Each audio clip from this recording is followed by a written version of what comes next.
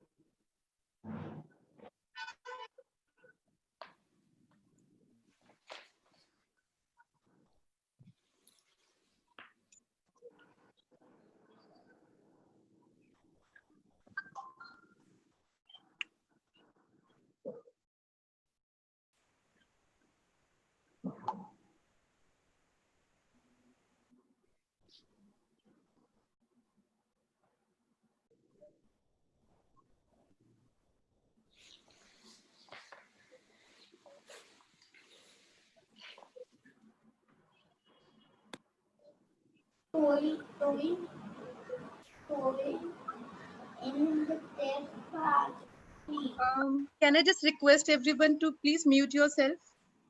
We are starting in a while, please.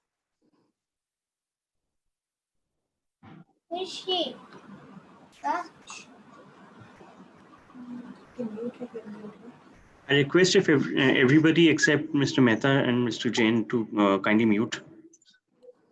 I would suggest that also maybe the host can take control, and if he finds someone, he can then accordingly mute. Sure, sir.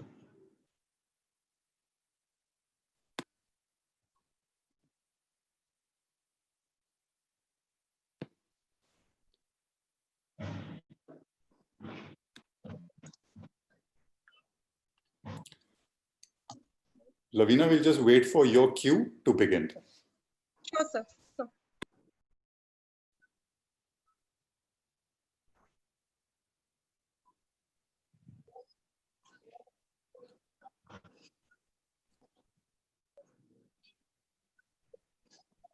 So we are good to start now. Mostly the key people to whom we have shared the new link have joined. So. Okay. So Vinny, over to you. Sorry for this disruption in this new world, but I hope we can continue as planned. So go ahead, Vinny, please. Thank you, Mr. President. No, I've shared the screen. Yeah. Thank you, Mr. President. I will now walk you through the presentation very, very quickly.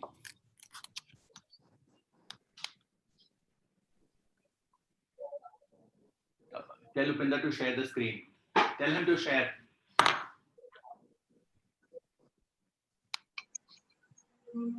Oh, Vinny. Vinny.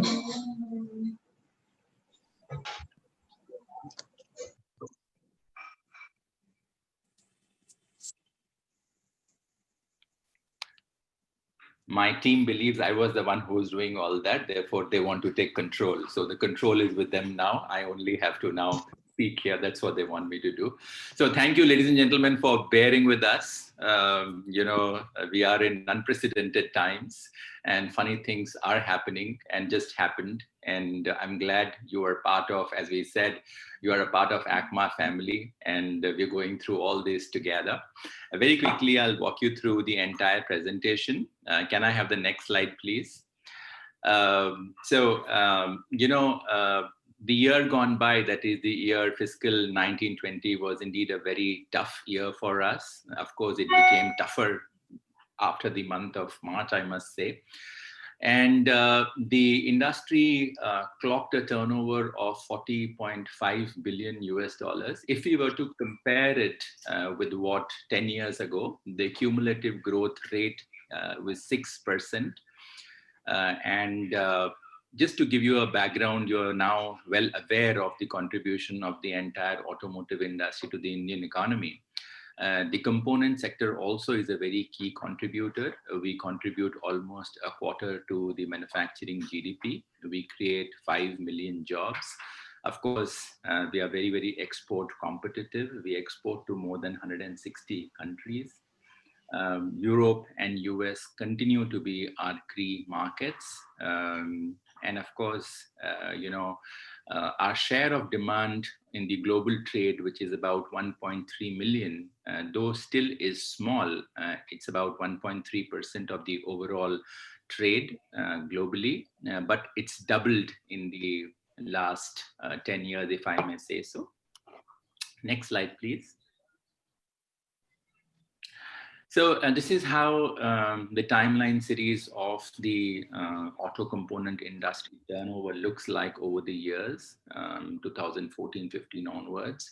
And the turnover that we clocked in the last fiscal was close to $50 odd billion. It came down by about 12% from the earlier $57.1 billion. We are all very aware how the downturn impacted the entire sales of the vehicle industry. The entire vehicle industry came down by about 18%, commercial vehicle being the most severely impacted. And this had its impact on our performance as well. Largely, I would say it was our supply to the domestic vehicle industry that has brought down our turnover. Can I do the next slide, please? This is the profile of the industry by the components that we manufacture and from where our revenue comes from. So let me first take where our revenue comes from. The passenger vehicle industry contributes about 45% to our revenue, followed by the commercial vehicle industry, which is close to about a quarter, and then the two-wheeler industry that contributes about 20%. And of course, if you look at revenue by product profile, the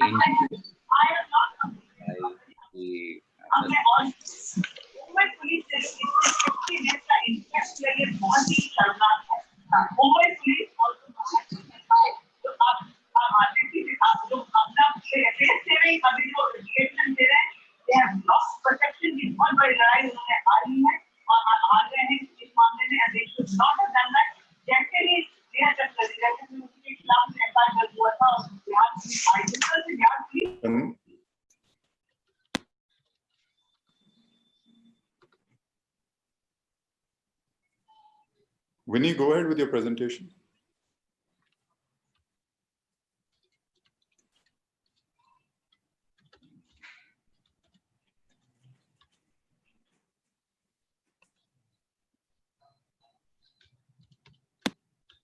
Yeah, and turnover from the engine components was about 26%, followed by suspension and braking at about 15%, and then the body and chassis by about 14%, drive, transmission and steering system at 13%, and electrical and electronics at about 12%, interiors about 10%, and then the rest of the segments. Can I do the next slide, please?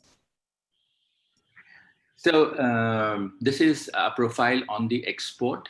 Interestingly, our exports did not come down as much as we saw in the overall industry turnover. The overall industry turnover was down by about 12%, and the exports came marginally down by about 3.2%.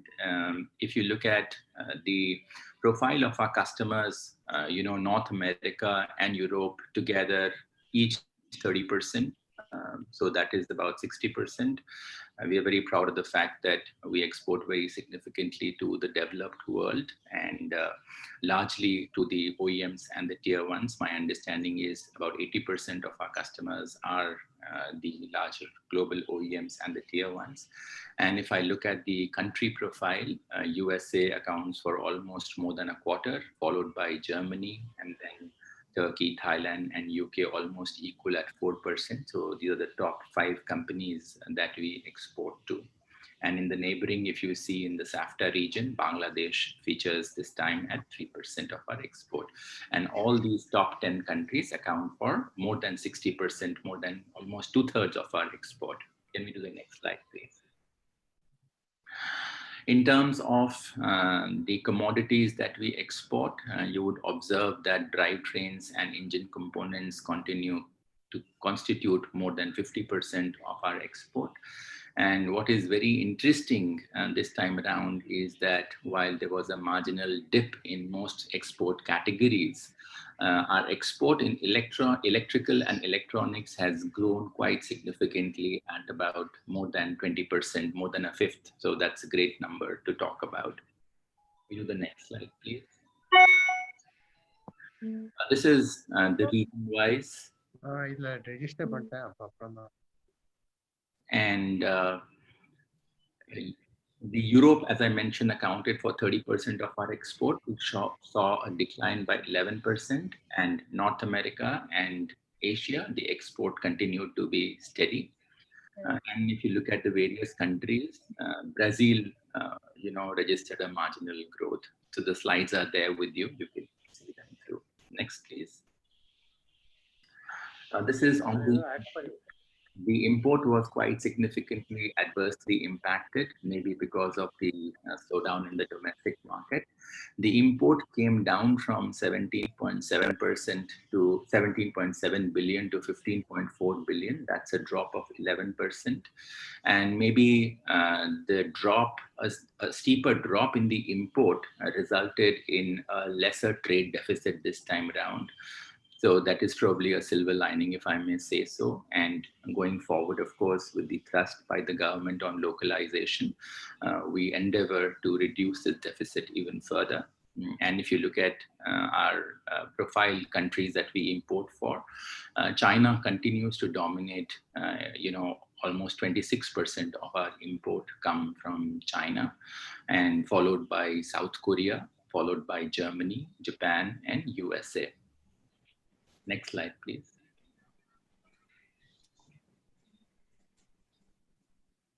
This is the product that we import, commodities. Again, very dominated by drive transmission and engine components. Together, they're close to 50%. And again, largely, if you look at it, and there was a dip in every segment because the overall imports came down quite significantly. Though there's a small uptick in the cooling systems, but it's a very, very small portion of the overall import commodities. Next, please. This is the region-wise and country-wise imports. I think what is interesting here is that we have seen while import from every single country decreased, import from South Korea has grown up rather significantly by about 90%. Maybe it's because of a very aggressive sales by the Hyundai car manufacturers in India. That's a reflection there. And yeah, so Asia, as I said, continues to dominate with 65% of our imports coming from there, followed by Europe and North America. Next, please. Also, an interesting factor here is that the aftermarket continues to be steady. This is a general phenomena that we normally witness. when the vehicle industry comes in, the aftermarket grew marginally in rupee terms, if I may say so. The aftermarket is now at 69,381 crores with a growth of about 2.8%. However, if you look at from a dollar perspective, there is a marginal degrowth. That's because of the dollar having strengthened against the rupee. Go to the next slide, please. This is the profile of the products as also by vehicle category of the aftermarket products. Again, very significantly dominated by PV components, passenger vehicle components, followed by commercial vehicle components, and the two-wheeler components thereafter. And in terms of the products, dominated by drive, transmission, and steering systems at 20%, then engine components at about 19%, suspension and braking and systems again together at about 15%, electrical and electronics at 15%. Go to the next, please. So that is typically all that I had to tell you about the industry. And lastly, while President ACMA will invite you formally, we thought the ACMA annual session has shaped up very, very well. President ACMA, why don't you come in now and invite everybody, and then we will take your comments on board. Sure. Thank you, Vinny, for the presentation. I just wanted to cordially extend my invitation on behalf of ACMA for the annual session of ACMA. This is going to be the 60th annual session, and it's going to be on September 5th. You can see the lineup. This is not the exhaustive lineup. There will be a few more speakers coming in, but look forward to your valuable support and participation in this session. And of course, ACMA will be sharing the details and sending you the links accordingly. So that's what I wanted to personally invite you on the ACMA's annual session. I believe that there is, again, back-to-back sessions, which is SIAM session is on 4th, and we are basically having it on the Saturday, which is the 5th September morning time. So just, you just saw Vinny's presentation. I just want to give very quick comments onto certain things.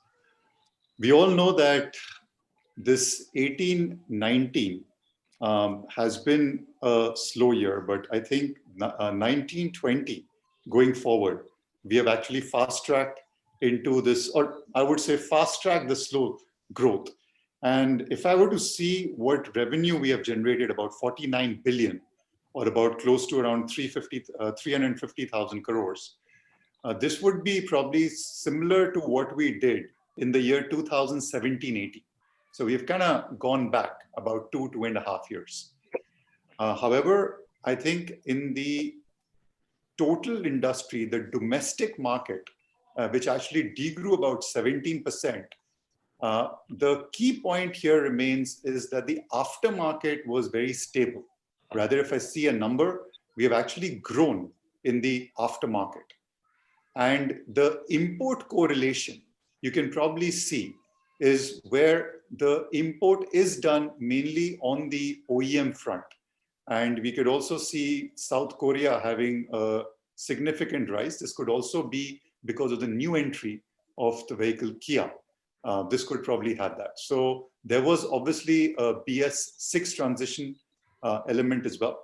But my personal view would be that going forward, we still see headwinds in the fiscal year, which would be about 2021.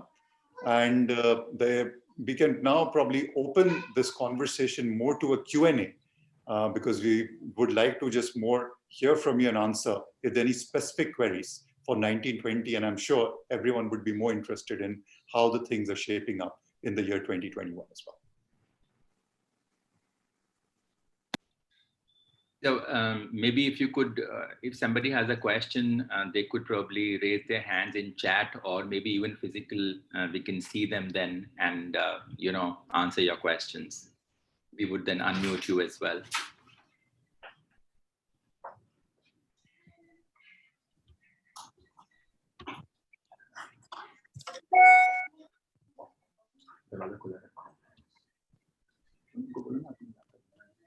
It's easy for me to coordinate. Vinny, will you moderate the session in terms of who to take the questions from?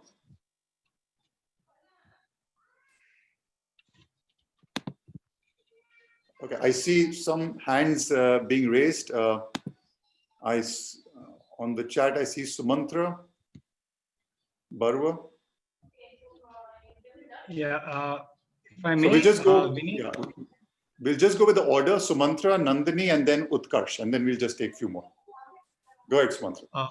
yeah, thank you. Hi, Deepak. Hi, Vinny. Hi, all my colleagues from media.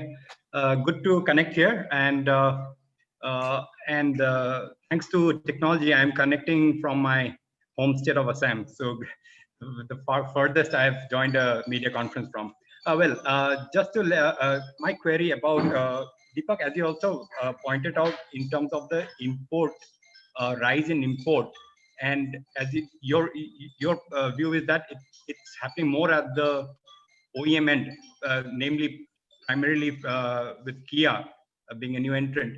But I would also like to know how much of this import content has gone up by at the industry level because of BS6. Is there any kind of bifurcation on that? Because the average localization level has suddenly dropped because because of this stringent deadline for BS6, which did not give the industry enough time to kind of perhaps prepare for a domestic BS6 ecosystem. Yeah, so Sumantra, I'll just like to state that currently what we see that the whole domestic industry actually degrew by 17%, you know that. And this is the same thing where I would say the OEM component factor else also has degrown by 17%, aligned with the industry. The imports have actually degrown about 11.5%, right? And probably it has not grown or degrown in the line of the industry, probably because of the BS4 to the BS6 transition, because certain systems have been imported. Also, there is a two-wheeler industry, which used to be highly localized. And I believe that now with the BS6, there has been some import elevation content in that as well. Korea, I mentioned on Kia was only for the factor of the import increase in the South Korea. But if you look at the overall pie, it is not that significant. We don't have a drill down data right now where, I mean, say how much it is due to the BS6 and how much it is primarily because of just the certain key players coming in, or how much it is in aftermarket. We have also requested SIAM and are working aligned closely with the government as well, because the whole Atmanirbharta and the increased localization or import substitution, we will be drilling down on those data and see where we can probably see are the low-hanging fruits. Yeah, thank you. Would you like to add something? No, this is fine. I will. We have Parikshit wanting to ask a question. Parikshit, will you please go ahead? Can the moderator please unmute Parikshit Luthra? Can you unmute Parikshit, please? Parikshit. Sir, Parikshit have some audio problem, so he just sent the he typed his message. Read the question. What would be your estimate on the job losses in the Vinny, sorry, Vinny, you are somewhere your mic is on or there are two speakers on, so maybe one will have to mute because you're echoing at your end. So Parikshit's question is, what would be your estimate on the job losses in the components industry? And what is your take on government's attempts to increase component exports? So I think in terms of the job losses, I think from a perspective today, we would not say that we've actually have job losses. You all know that there's a migrant labor issue where it's actually gone back. And today, after a very long time, the supply chains are not able to cater to even the muted demand, which is there in the market. So hence, I would not say that there is actually job losses in the component sector. Rather, I think the component sector is struggling to actually get more labor to come through. What was the second part? Well, it's on the export, on on the focus of the government on export and what are they doing about it? No, I think the government is very clear that they want to basically make India as a manufacturing hub and make it export base. They have obviously identified, I would say, 20 plus sectors for export competitiveness, auto components being one of the key sectors on this. And I think here, Amise, there are few requests which we are actually looking from the industry to the government, and we are in dialogue with that. One of them would be basically to revise the existing FTAs and the PTAs more towards basically India-like markets. We have also talked about certain global champion schemes, which the government is working across, and the early implementation of the RDEP scheme with equivalent benefits of the MEIS, and also feasibility with the basically Department of Commerce on FTAs with US and EU. So I think the whole issue on exports is how do we enhance the competitiveness of Indian manufacturing? And the auto component, as you can see from the data, has already been a big exporter, especially towards mature markets. And I think we just need to expand that scope further with the dialogue with the government. Yeah, thank you, Deepak. I think you very rightly put it. And I think with the thrust by the government on export, the export should grow in maybe next 2 years beyond that. We have a question request from Utkarsh Chaturvedi. Utkarsh, can you please ask your question? Can we please mute Utkarsh Chaturvedi, please? Can we unmute Utkarsh, please? Hi, sir. Just wanted to take forward Parikshit's question only, one about, the job losses. Now, as you said, that currently, obviously, we are finding it difficult to get people back, the migrant labor, but once things get back in the shape they are, say, in the next 2 to 3 months, do we expect, if things continue the way they are, for some job losses? Secondly, till this point of time, there hasn't been any direct help from the government to the auto sector. We have been speaking about, GST cut. That is something which is really ruled out of the park for a very long time. Anything which we are talking to the government when it comes to helping not the auto sector only, but the component sector, for the survival at this point of time? And also wanted to ask, how are the tier 3 and tier 2 component manufacturers managing their finances at this point of time, or how are they surviving in the time where cash is cash is not available? So Utkarsh, let me answer it in 2 parts. First and foremost, you specifically talked about the job losses. I think this whole pandemic has shown how the component and the auto industry's resilience is. I don't see that the job losses have happened because of the pandemic. I think, again, as I said, that is because of the migrant labor issue. And today we are actually finding tough to make productions because there would be not. And it's not just about availability of labor. Today there is significant improvement in the availability of labor. However, the issue of skilled labor, because on the shop floor, you need to train them and make those laborers, which is new labor, used to the same productivity and quality levels. Also because of the social distancing norms, which are there presently on the shop floor, the productivity has definitely taken a hit. So that's, I think, on the job losses. I don't perceive that there's going to be job losses. The recovery has been much more faster than expected. In terms of government intervention, I personally feel that the government, from the supply chain point of view, has definitely intervened very strongly. The government changed the MSME definition, from which now the ACMAs, I would say almost close to 65% of the members fall under the new definition of MSME. Second, I think because of the April-May during the shutdown period, the loan moratoriums, and because it was a really liquidity crunch, whenever we have actually engaged with the government, they have been very listening and actually reacted quite fast. Yes, the expectation still remains on the demand side, because be it the scrappage policy or even, our, I would say, long pending request of GST or rationalization of taxes, so that the demand can be again created, even if it is for a short-term period, that still remains. And we are still in dialogue, and we hope that during the revival, maybe the government can look at it in a much more holistic way. Thank you, Deepak. That's very well put. Next question is from Ronendra Sapam. Can we unmute Ronnie, please? And remove the flag, please. Hi, Deepak, can you hear me? Hi, Vinny. Yes, loud and clear, Ronnie. Thank you. Yeah. Just wanted to check on the imports part from China. Is it on, or are there still restrictions on that?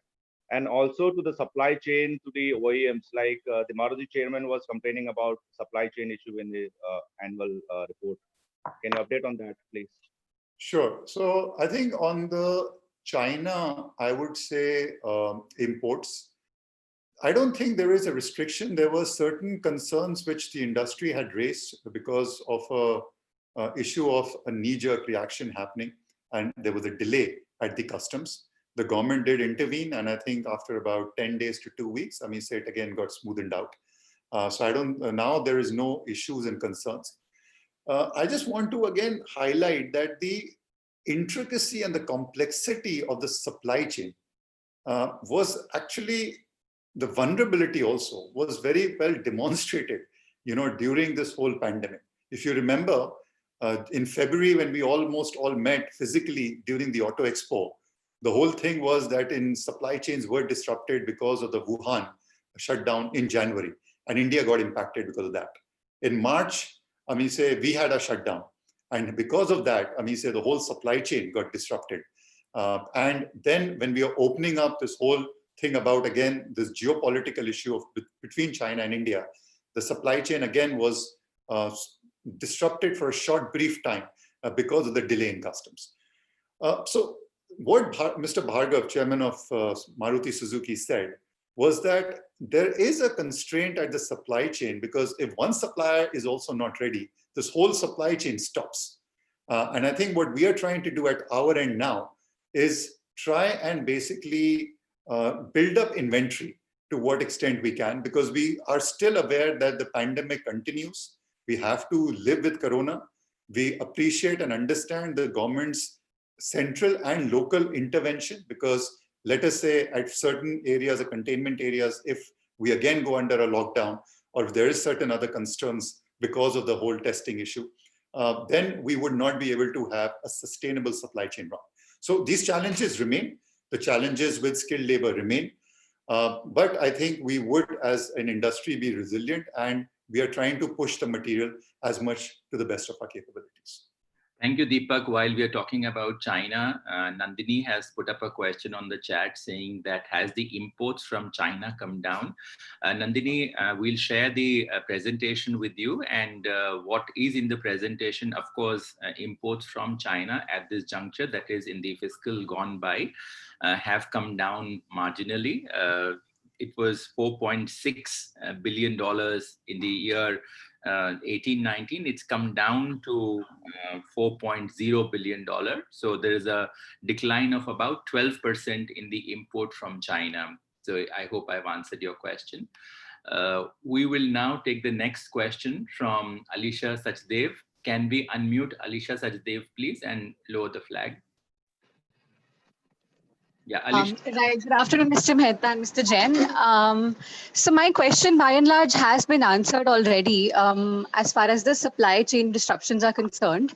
So just to take that forward, maybe then I want to ask that, because you said there is inefficiency to an extent on shop floors, and despite the labor coming back, you're still not able to cater to the demand you have. So what are you looking at now in terms of, what will have to change really so that, these things also start getting streamlined? And what is the problem again with the availability of skilled labor? Since you do say that a lot of those people have now come back as well. So what are these broad challenges, if you could highlight them?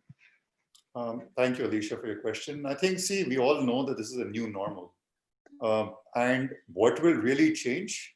I think the vaccination and this whole aspect of, because there is a fear and anxiety amongst people. As long as we are doing our best efforts to keep our shop floors safe, as well as much productive we can, given the social distancing norms. But this productivity will remain hindered because of this process. In terms of skilled labor, when I said, it doesn't mean that there was at one point during the lockdown, a lot of the regular labor went back. Now, even there is availability of labor, to put them on shop floor, you need to train them. Usually the timing for training is anywhere between a month, 3 weeks to about almost 6 weeks. And you have to train them to ensure that they give the right productivity and right quality out. So that's a challenge which we continue to face, and all the organizations are training and retraining the workforce to ensure that they basically can make that. But it will remain a challenge. We are hoping that as this unlock comes in, there is more confidence generated. But a simple question, only a vaccination, a mass vaccination will help to go back to the normal levels, if we are able to go back to the current normal levels. There is obviously trends which will happen. The industry is looking at automation, more digitization on the shop floor to make it more productive. But we'll have to balance that out as well on this. Just one thing I would like to add from Vinny's last question, I think it was by Nandini. The structure of the industry, although there is a degrowth compared to 18-19 is 19-20, but the structure of the industry has not really changed. Even if you look at imports, the same percentage is there China. China still is a strong trading partner with basically India, especially on the components. However, I think what we are talking about is China plus one strategy. And this is where our customers, the supply chain, are actually looking at not to have over dependence on one region. I think that's key. And it could be China, it could be tomorrow Europe, it could be US. How do we basically ensure that there is de-risking by multiple sourcing? And the best option would be to localize as much as we can. Thank you, Deepak. Maybe let me announce there are a few requests and we will go in that order. We have a request from Ashish Bhatia and from Bala of Motor India and from Shruti Mishra of ET Now. So we will take these three and then we will go on to the rest. I thought you should know. So first we'll go with Ashish Bhatia. Can we unmute Ashish, please, and lower the flag? Ashish, you're unmuted. Please go ahead. Ashish, we're not able to hear you. Ashish, please unmute yourself. Yeah, you're not audible. Ashish, maybe you could put it in the chat box. I'll announce the question. We can't hear you. Yeah, so Vinny, we can go to next, Ashish, basically. Next, Shruti Mishra, can you please come in? Can we unmute Shruti Mishra, please? Hello, everyone. Yes, hi, Shruti. Hi. So my first question is, sir, regarding these sporadic lockdowns happening in the major like auto component manufacturing hub. So do you still see that regional lockdowns impacting the performance of the industry? And my second question is on the investments, like how is the investment scenario currently? How the pandemic has changed the order books that we are getting from the OEMs? How that has been changed thus far? So thank you, Shruti, for your questions. I think in terms of the regional lockdowns, I think we have to respect the regional thing. We continue to see this. However, I think the good part what has happened is that the industry that has been allowed as long as they are putting all the safety protocols and measures in place, they have been allowed actually to continue, especially on the component side, because I think the government also does understand the whole interdependence and complexity. So they're not really shut down now, the components, even in lockdown stage. Also, you have to understand that most of the industry, even the auto clusters, are not situated right in the city. They are a bit far away from the city, but that's the balance which we really need to fill out. We also, during the lockdown, had, as a component industry, requested the government to actually give us like an essential industry, essential service industry, or maybe a continued supply chain industry. Deepak, Sorry, continuous production industry. Continuous production industry, because, as you said, it's all interdependent. And I think that's what the government has at least taken in light when they are also looking at now certain containment zones and all. The second question was what, Shruti? So it was on the investments, like how is the order book of the auto component industry right now? So the investments mainly in terms of the capacities, of course, I don't think we are actually expanding capacities as of now. But if you look at in terms of the new product development cycle, the new product development cycle continues. There is not much of change by the OEMs they've announced. So this continues, and I think the investments on new products, new developments, new technologies, that actually remains. So that's, I think, not really slowed down. That will continue. But of course, the investments on capacities, they will basically be not there. Right. Of course, when the market comes back, people will start reinvesting. I will take Deepak, before we move on to the next question, I'm getting on the chat box, people wanting to know how you see the year pan out. What is sort of, if I may use the word, forecast for the year? Very difficult question. I think, SIAM has estimated somewhere, and it's a big range, 25 to 40%. I think that's what they estimated, depending on different segments. Yeah, degrowth.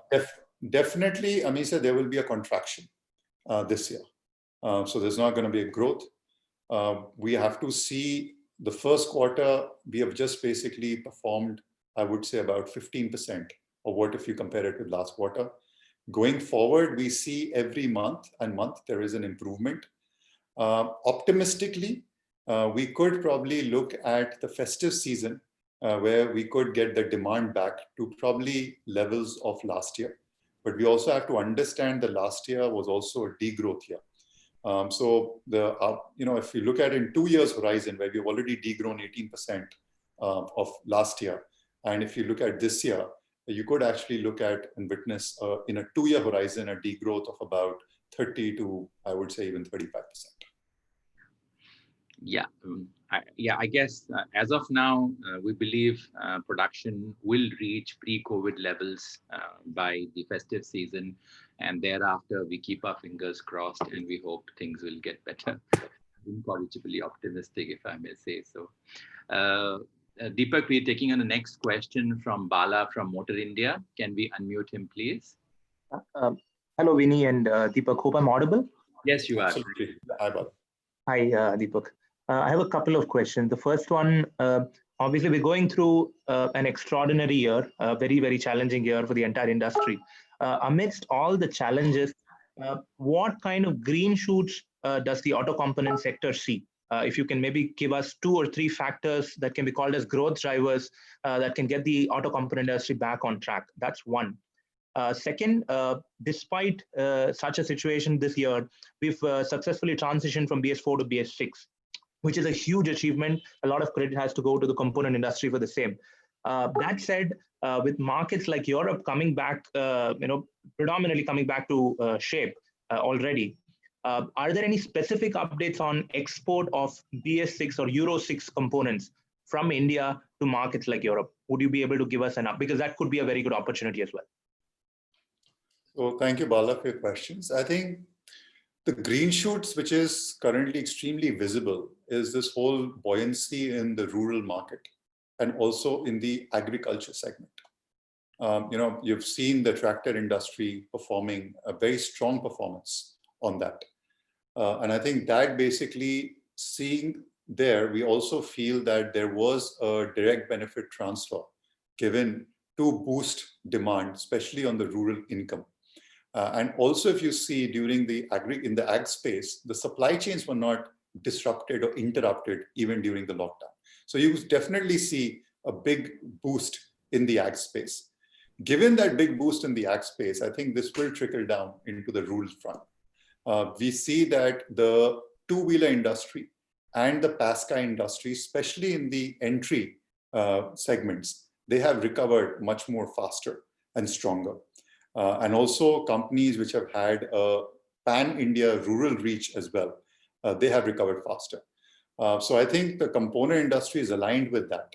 And I think the green shoot will come in also if there is a shift in the preference of mobility, especially when the urban India starts opening up.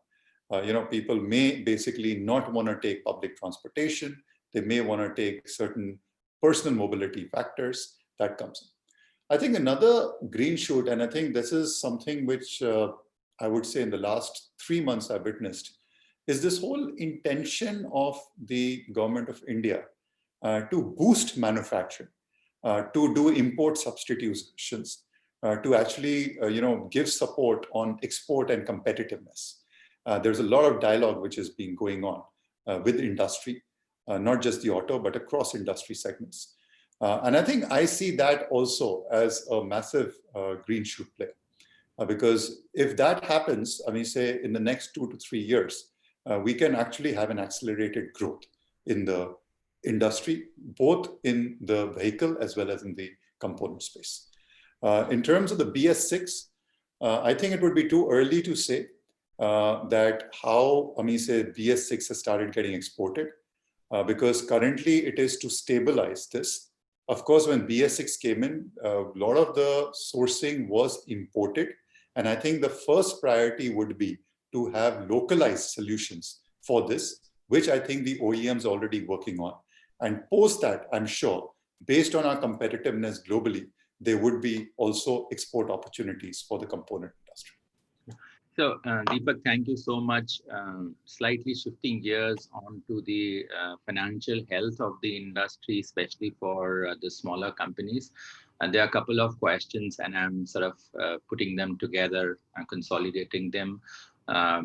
What do you see the financial position, especially, the industry came under a lot of stress for working capital. And now, how do you think is the position for tier 2s and tier 3s? Has it improved? Also, related to this is that, the government came in with a big support on loans, 3,000 crore worth of loan that was extended to the small and medium enterprises, 3 lakh crore. And now the moratorium comes to an end on 31st of August. So do you see more NPAs happening, or would the growth in the industry pull it through? So I think first and foremost, when the lockdown happened, we started this financial year with a zero revenue. It's been unprecedented.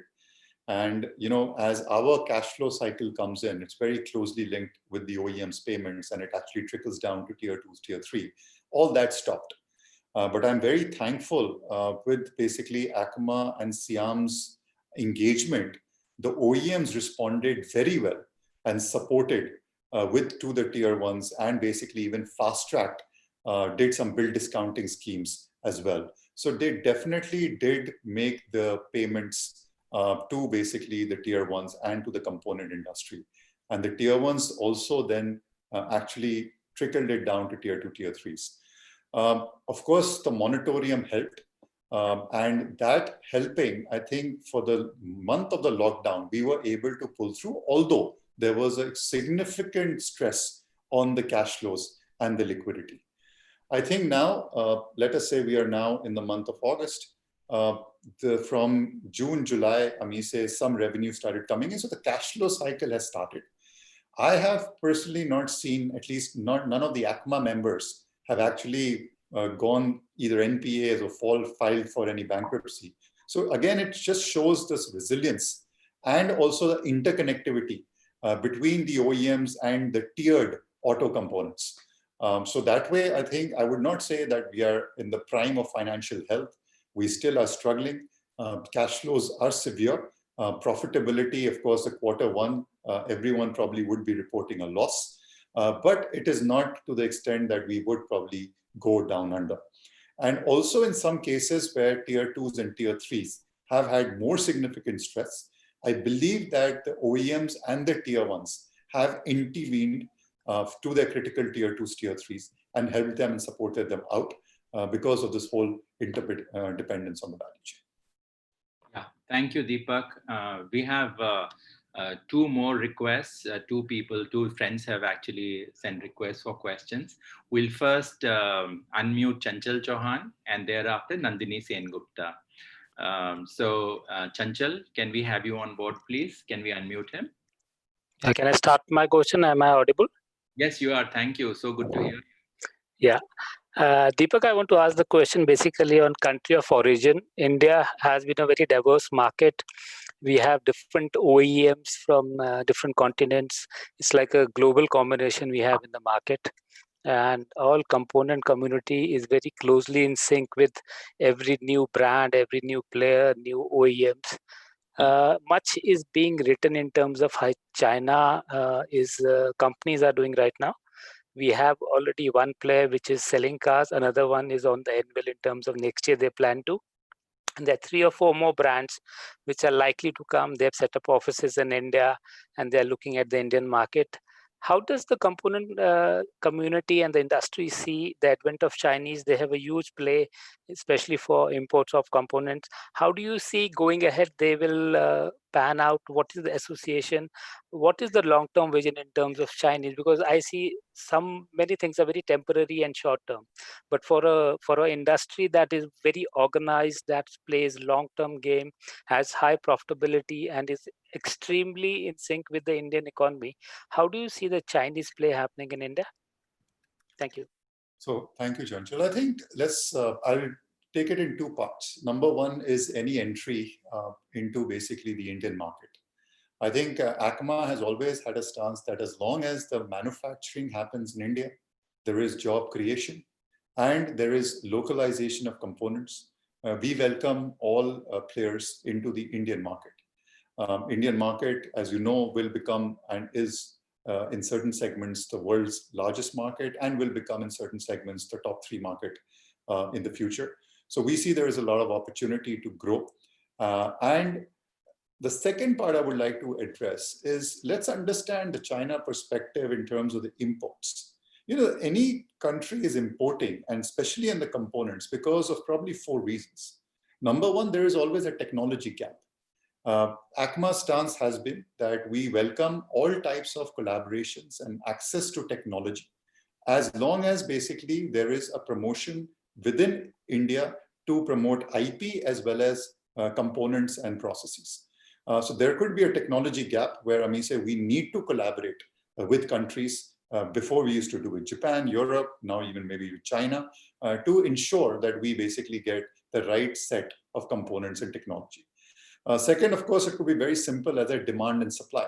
There could be capacity constraints. And please understand that India had been an extremely growing market.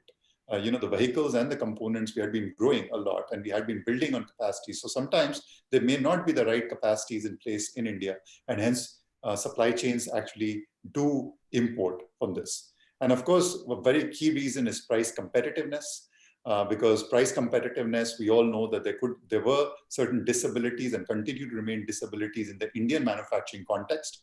I think we are in dialogue with all stakeholders of the industry to ensure that we can get a long-term plan to reduce these disabilities and become much more competitive in our manufacturing.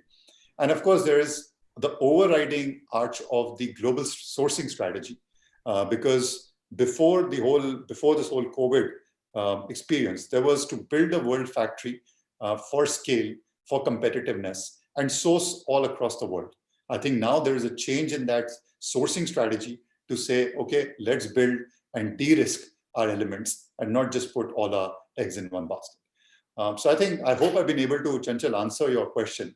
But I think we have to see a much more long-term roadmap. How do we develop the Indian market? And I'm very optimistic that India has its place in the top 3 global markets in each category. In some categories, we have become number 1. And as long as we keep on building competitiveness and free competition as well, I think we should be able to achieve that vision. Yeah, thank you, Deepak. Chanchal, just to reiterate what Deepak said, especially on investments, I think he has very clearly mentioned that ACMA stands for welcoming investments. We need capital, we need jobs in this country, but we must be smart in the way we bargain. We should not serve our market on a platter.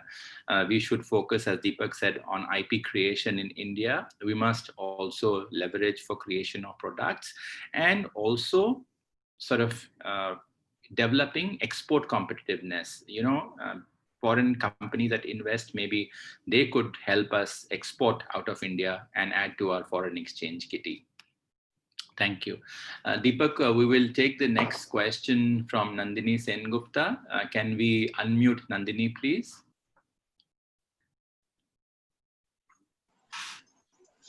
Nandini. Hi, Vinny. Hi, Mr. Jain.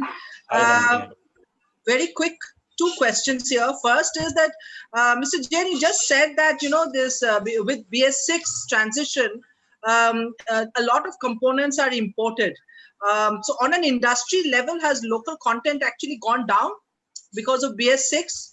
That is number 1. Number 2 is just now, Vinny, you were talking about, sort of not offering, there being a quid pro quo between import and what we export, investments and exports and all that.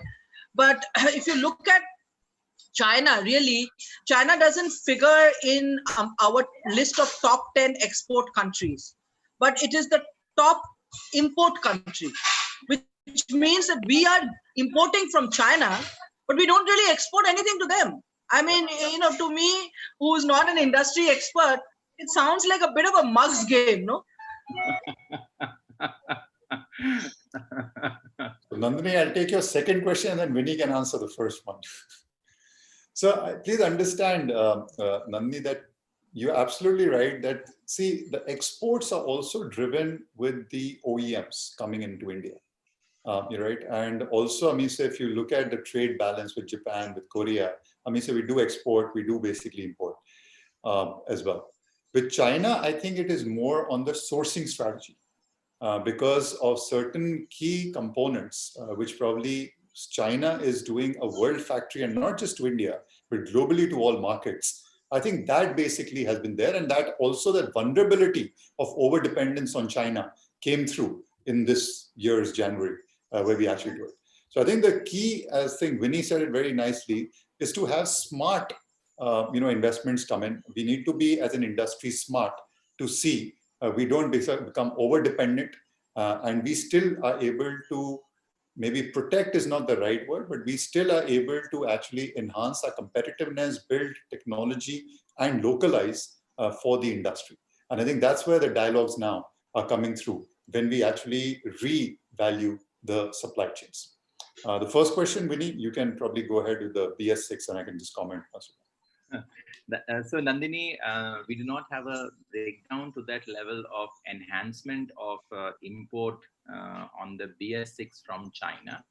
We do not get that granularity, whether the import having, the engine component import is quite sizable. It is a traditional item that gets imported from China, but we cannot qualify whether it is for a BS4 or a BS6 or an earlier generation. So that kind of information is not available.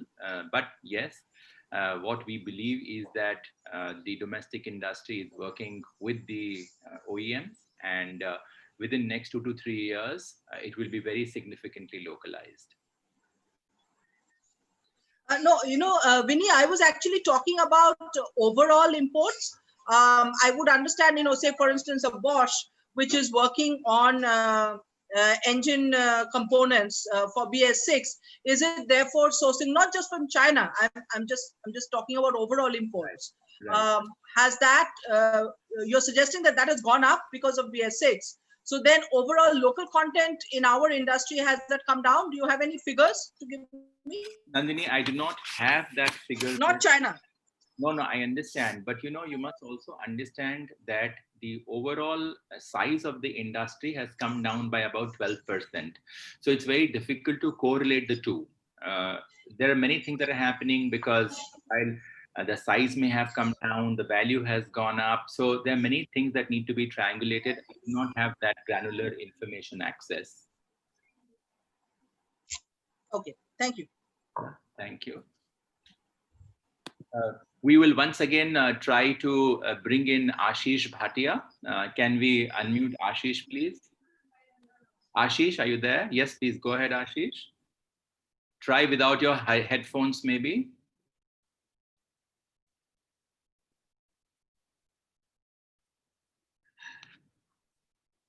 Ashish, we don't have you. Can you just text the question I could read out?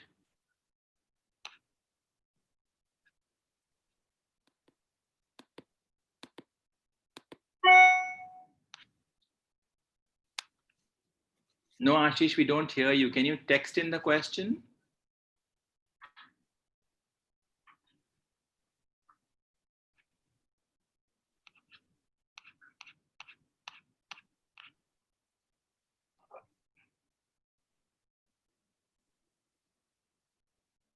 No, I don't think so. We get you.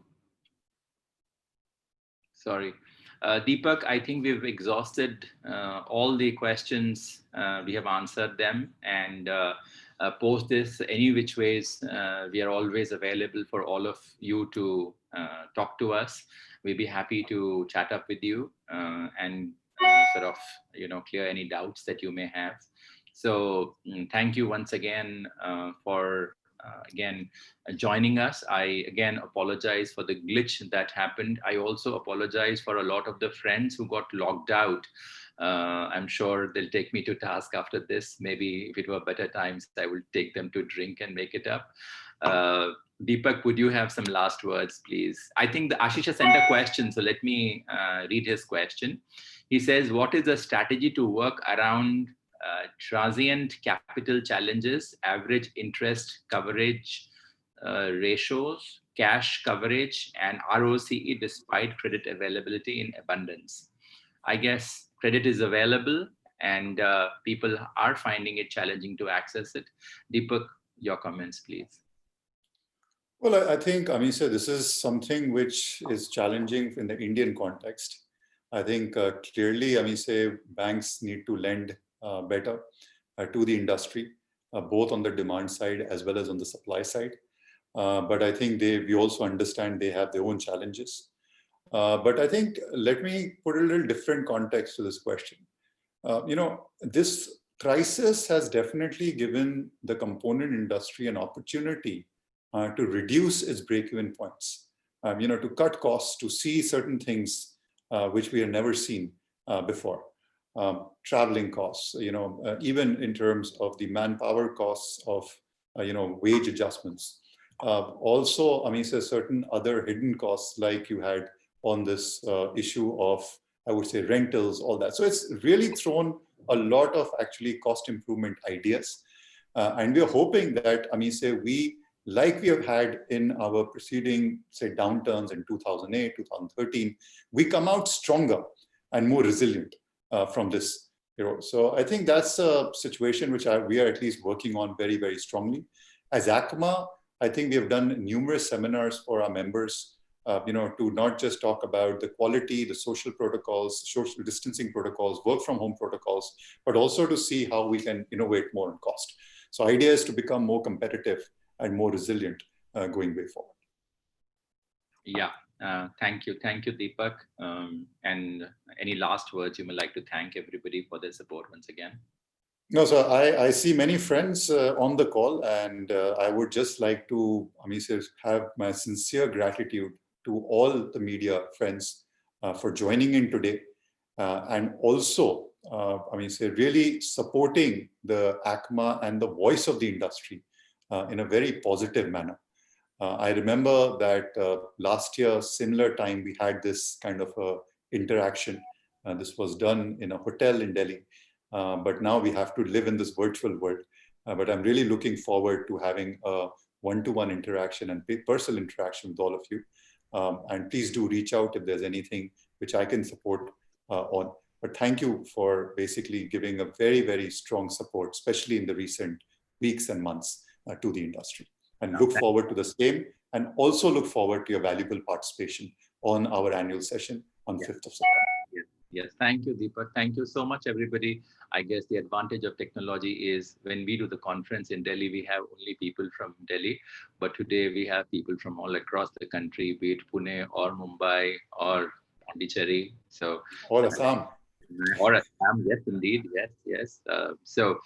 Once again, thank you very much, everybody, and I look forward to personally welcome you on the 5th of September. That's again a virtual session, and I look forward to seeing you again. Thank you so much. Take care. God bless. Stay safe. Thank you. Thank you. Thank you. Stay safe. Bye-bye. Be safe. Bye. Thanks. Closing the session now. Thank you, everybody. Yeah.